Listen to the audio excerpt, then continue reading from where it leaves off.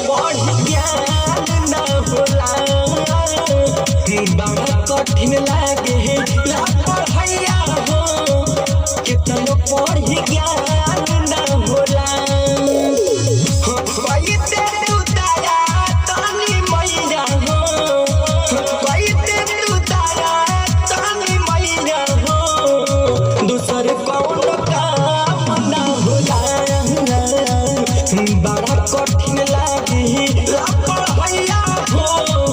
कितनो पढ़ ज्ञान न होला DJ Manish Raksol कितनो पढ़ ज्ञान न होला बड़ा कठिन लागे ला पढ़ैया हो कितनो पढ़ ज्ञान न होला किताब लेके जब बैठी तबे ही में ज्यादा बैठी नजर के सामने आवेली क्लास के सुनर लड़की किताब लेके जब बैठी तबे ही में ज्यादा बैठी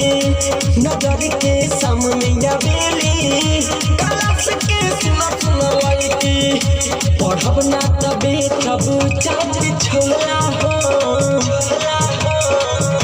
पढ़ब ना तबे तब चाची छोला हो